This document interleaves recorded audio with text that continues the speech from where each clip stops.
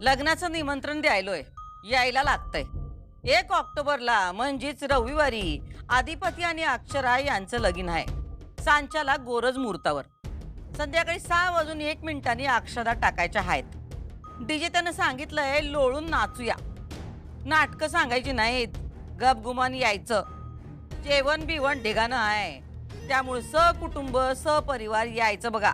आणि हो, येताना आयरतेनं आणू नकासा. तुम्ही या, हेच लय झालं बघा.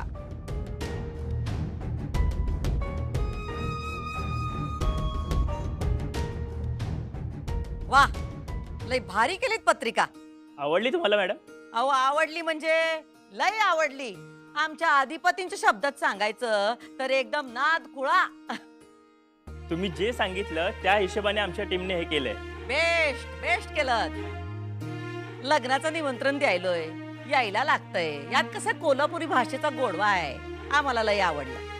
असं का नाही, हक्काचं निमंत्रण वाटतंय. लय आवडलं आम्हाला. Thank you madam. आता पुढचं नियोजन कसं काय? हा, कामं चालू आहे. आज उद्या कपड्याचं पण फायनल करू. येतो मॅडम. दुर्गे, हा ताई. बघ आवडली का पत्रिका? बया ताई, अगं खरंच एखाद्या राजकुमाराच्या लग्नाची पत्रिका वाटत्या बघ.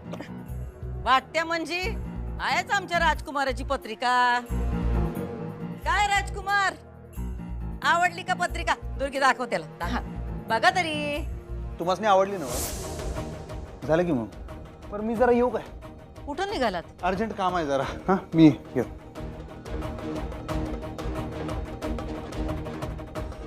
दुर्गे, हा ताई. पत्रिका देवी समोर ठेवायची तयारी कर. वय.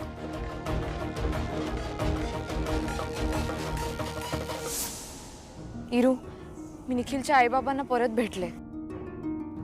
त्यांची लग्नाची अट अजूनही कायम आहे. म्हणजे माझं लग्न झाल्याशिवाय ते तुझं लग्न नाही करणार आहेत. आणि आता ह्या सगळ्यामध्ये 15 दिवस तर जातीलच ना. हो ताई, आता त्यांच्यानुसारच वागायला लागेल ना, पर्याय नाहीये काही. अगं पण इरा, तुझ्या प्रेग्नन्सीचं कुठून कळलं वगैरे तर आपण कसं लपवणार? अगं ताई, नाही कळणार कोणाला. तू टेन्शन घेऊ नकोस. नाही ग, मला फार टेन्शन आलंय तुझं. हे बघ, तू आता फक्त तुझ्या लग्नावर फोकस कर. हा, अजिबात स्ट्रेस घेऊ नकोस. ठीक आहे, मी शाळेत जाऊन येते. आता कशाला?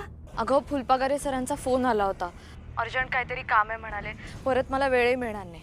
तू आईला सांग. हा, चल बाय.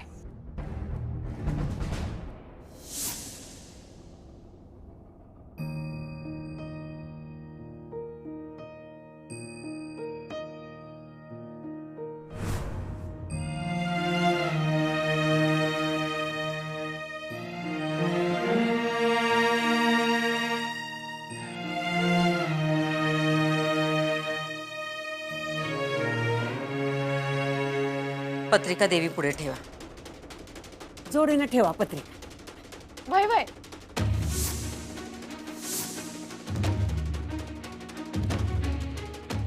राहू द्या, त्यांच्या मुलाचं लग्न आहे, त्यांनाच ठेवू द्या.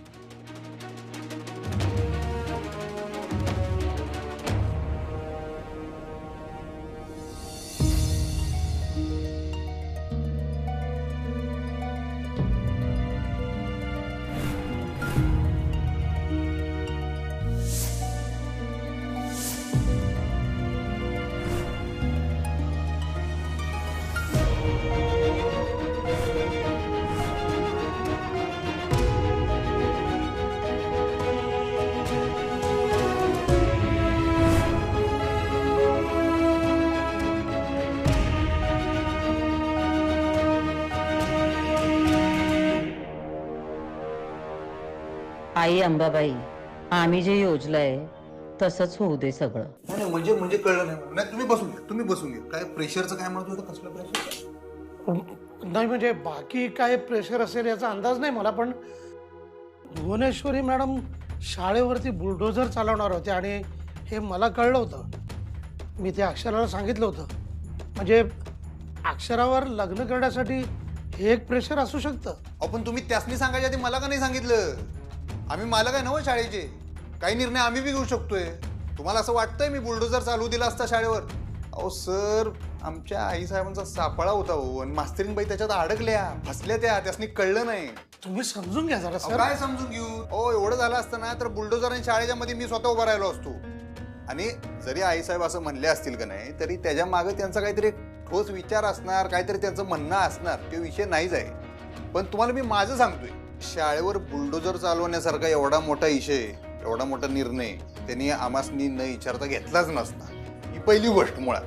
आणि लईच गोष्टी पुढे जाऊन समजा बिघडल्या असत्या तर मी शेवटी शाळेच्या आणि मास्तरीन बाईंच्याच बाजूने उभा राहिलो असतो, पण बुलडोजर चालू दिला नसता. तुम्ही मास्तरीन बाईंनी सांगा म्हणावा, तुम्ही टेन्शन घेऊ नका, हा शाळेला आता काय सुद्धा होणार नाही, तुम्ही सांगा त्याच. भुवनेश्वरी मॅडमनी तसा शब्द मला आधीच दिलाय की अक्षरा जर का लग्नाला तयार झाली तर त्या शाळा पाडणार नाहीत म्हणून. हे तुम्हाला आणि हे तुम्ही मला सर तुमच्या संग बोलण्यात काय अर्थ नाही. नाही हो नाही, मला आता बोलायचं नाही. सर, तुम्ही ऐकून घ्या का जरा सर, प्लीज. तुम्ही सर, तुम्ही बोलावलं होतं ना मला? हो, म्हटलं एकदा तुझ्याशी बोलावं. काय ना की हे म्हणाले की तुझ्या मनात लग्न करायचं नाहीये म्हणून. तुम्ही लक्ष नका देऊ सर त्यांच्या म्हणण्याकडे. आणि तुम्ही सुद्धा आता थांबवा हे सगळं प्लीज.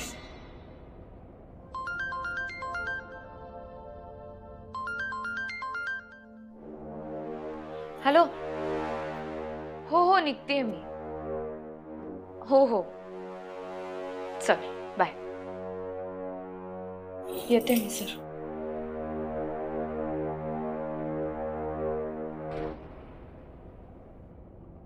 हो मास्तरीन बाई, हो हो थांबा, हो थांबा घे, थांबा जरा. एवढ्यात पन्हाळ्याला 4 रेडे झाले असते माझे, एवढं पळवलं तुम्ही मला. मुद्दाम करता का? थांबा की जरा. अहो ते फुलपगारांनी सांगितलं तेच कारण होतं ना? वा नाही, मग अजून काय? मला घाई आहे. लग्नाची मेहंदी आहे आज. नका करू. तुम्ही हेच मला अजून किती वेळा सांगणार आहात? जोपर्यंत तुम्ही मागं होत नाही तोपर्यंत. ठीक आहे, तुम्ही सांगत राहा.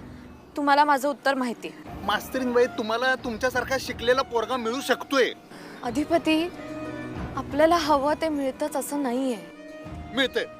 माझ्याकडे तेवढा वेळ नाहीये. एवढी कसली काय आहे? घाई नाहीये, कारण आहे. म्हणजे आई साहेब जिंकल्या ना?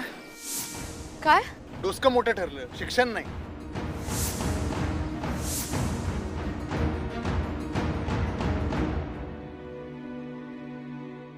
खूप साधी नाही ना वाटणार पत्रिका आपली? नाही म्हणजे अधिपतींच्या घरी देणार होता पण म्हणून म्हणते. अगं नाही ग आई, खरंच खूप छान पत्रिका आहे. तिकडे सगळ्यांना आवडेल. आणि तसंही ताईला खर्च करायला नकोय ना आपण, मग कशाला खर्च करायचा? अगं पण ताई म्हणाली म्हणून काय आपण काहीच खर्च करायचा नाही असं नाही ना? अगं नाही आई, पण तसंही सगळा खर्च भुवनेश्वरी मॅडमच तर करणार आहेत ना. अगं पण रीतीप्रमाणे जे आपल्याला करणं आवश्यक आहे ते आपल्याला करायचंच आहे, कळलं? आणि ते सगळं आपण करू, कुठेही आपण कमी पडायला नको. वेळ खूप कमी आहे. आपल्याला पत्रिका वाटायला घ्यावे लागणार आहेत. आणि हो, सगळ्यात आधी अधिपतींच्या घरी जाऊन देऊयात. हा हवं द्या की मग, आलोय आम्ही इथं.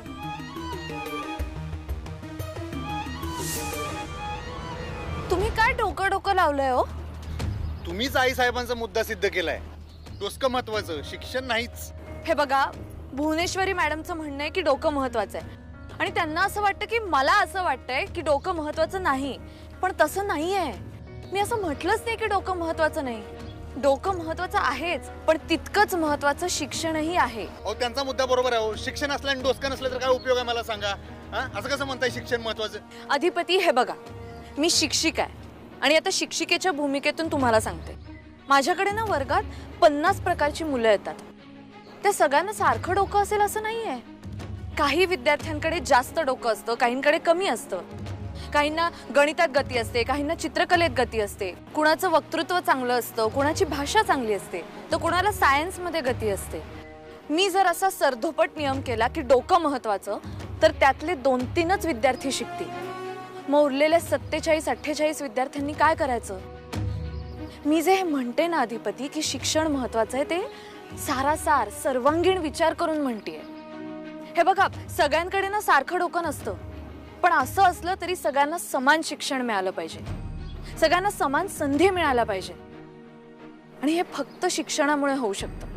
विद्यार्थ्यांचा कल कुठल्या दिशेने आहे हे बघून त्यांना सक्षम करणं, त्यांना त्या पद्धतीचं शिक्षण देणं हे माझं काम आहे शिक्षिका म्हणून. मी असं म्हणतच नाही की डोकं महत्वाचं नाहीये, आणि डोकं नसलं तरी शिक्षण घ्या असंही मी म्हणत नाहीये. डोकं पाहिजेच, पण सरसकट सगळ्यांना एकाच पद्धतीचं डोकं असतं असं नाहीये.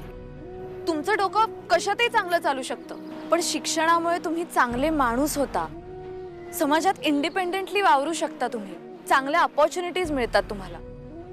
आणि अधिपती, फक्त डोकं असून चांगली नोकरी नाही मिळत. चांगली पदवी असेल ना तुमच्याकडे तरच चांगली नोकरी मिळते.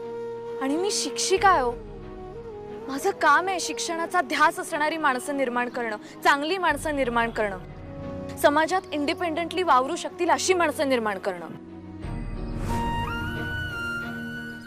आता मी अजूनही शिक्षकांना सांगेन तुझ्याकडून भाजी घ्यायला, हा, म्हणजे तुझा अभ्यासाचाही वेळ जाणार नाही आणि तुला बाहेरही काम करायला. अहो, आज अक्षरा मॅडम आहेत म्हणून मी शिकू शकतोय. स्वल्प विराम हा म्हणायचा नसतो, द्यायचा असतो. विराम विराम द्यायचा असतो. शिक्षिका म्हणून मी डोकं डोकं असं नाही करू शकत. म्हणजे हे बघा, एखाद्याकडे समजा डोकं कमी आहे, पण जर त्यांनी शिक्षण घेतलं तर तो एखादं स्किल डेव्हलप करू शकतो, एखाद्या विषयात प्रावीण्य मिळवू शकतो. आता तुमचंच उदाहरण बघा अधिपती, तुमच्याकडे एक साखर कारखाना आहे, तो तुम्ही छान चालवता, पण जर तुम्ही शिक्षण घेतलं असतं तर तुम्ही एकाचे 10 केले असते. डोकं महत्वाचं आहेच, त्यामुळे उगाच डोकं विरुद्ध शिक्षण असा संघर्ष नको. डोकं आणि शिक्षण असं हवंय. ते डोकं महत्वाचं आहेच, पण त्याला शिक्षणाची जोड असणंही तितकंच महत्वाचं आहे. एवढंच माझं म्हणणं आहे. येते मी. हो मास्तरीन बाई, हो थांबा की. काय आता? एक सांगू काय, आई साहेबांनी डोसका आहे तुमच्याकडं. आणि अजून एक गोष्ट आहे माहितीये का, तुमच्याकडं ना दुधावरच्या साईवानी असं मऊ मऊ मन आहे. सगळ्यांना समजून घ्यायची, सामावून घ्यायची शक्ती आहे तुमच्याकडे मास्तरीन बाई. असं मधावानी गोड गोड बोलत जाऊ नका. कसं होत आहे मग, तुम्ही आम्हाला जेवढं समजत जाता ना तेवढं जास्त मग आवडत जात आहे. मग असं होतंय. मी लग्नाला नाही म्हणतोय कारण लग्नाला नकार देऊन तुमची साथ द्यायचा प्रयत्न करायला लागलोय. तो माझा निग्रह तुम्ही मोडत जाऊ नका हे असं काहीतरी बोलून. तुम्हाला मी बोललो होतो ना, अमन क्षमन दोघं बी आता लग्नाच्या बाजून व्हायला लागलेत.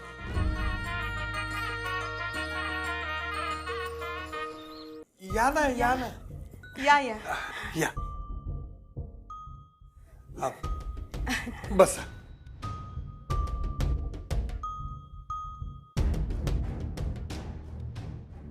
नाही, राहू दे पिऊन आल्या पाणी, राहू दे. बर. नाही, ताई म्हणली आजपासून पत्रिका वाटायला सुरू करू, तर म्हणलं मी पत्रिका घेऊन आले आणि म्हणलं पहिला मान तुमचा, होय का नाही?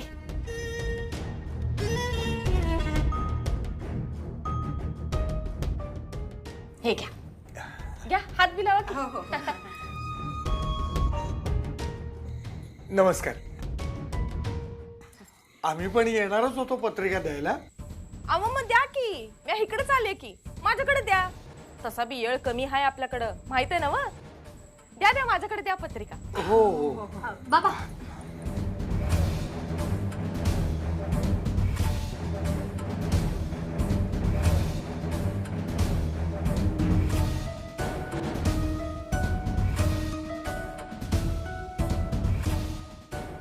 हे घ्या. हे घ्या. ही पत्रिका आहे काय? हो.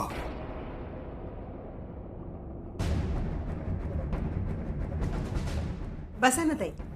वय अहो बसा की, तुम्ही बी बसा, तुमचंच घर आहे. बसा बसा बसा.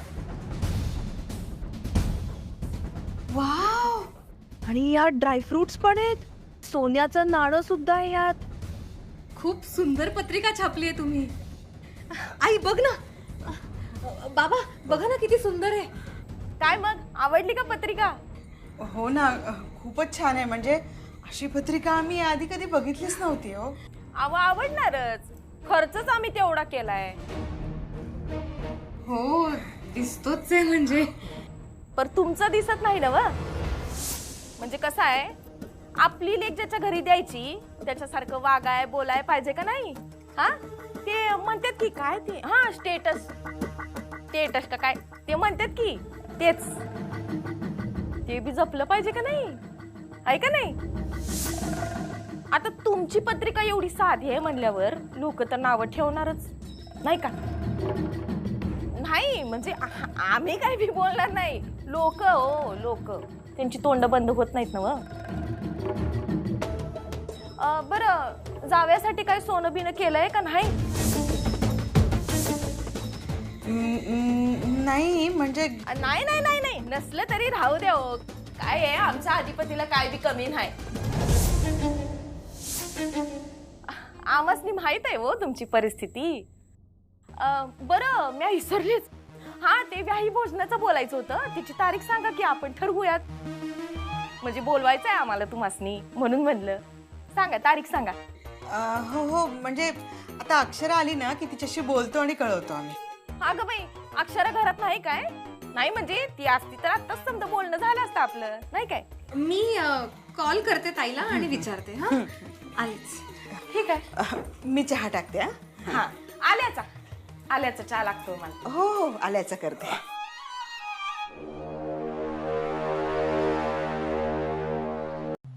अधिपती आता हे काय तुमचं? अमन क्षमन. हा मन क्षमन. मी तुम्हाला बोललो होतो की 2 मन आहेत आमची. खरंच आहेत. एक मैत्रीवाला आहे, एक प्रेमवाला. बोललो होतो किंवा मास्तरीन मी असं काय करताय? आत्तापर्यंत आम्ही मैत्रीवाल्या मनाचंच ऐकत होतो.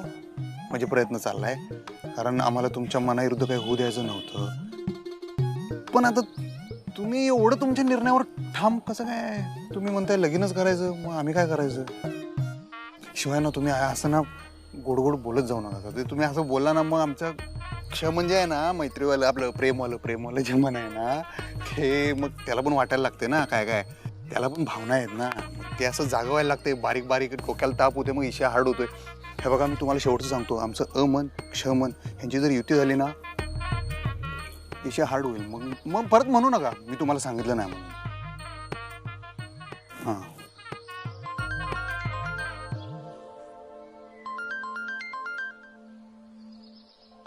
हॅलो. अगं ताई कुठं आहेस तू? हो हो निघते मीरा.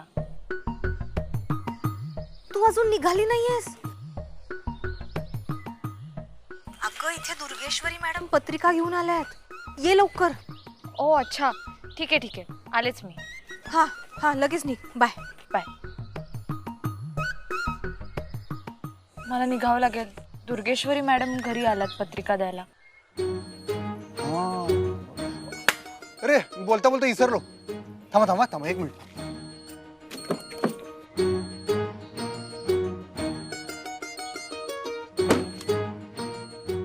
हे घ्या. काय? पत्रिका आपल्या लग्नाची. अहो एवढ्या कशाला आणल्या?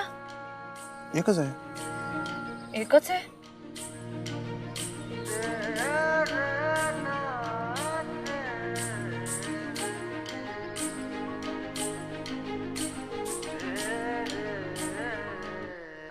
ताईशी बोलणं झालं. हा ती निघालीये, येतीच आहे.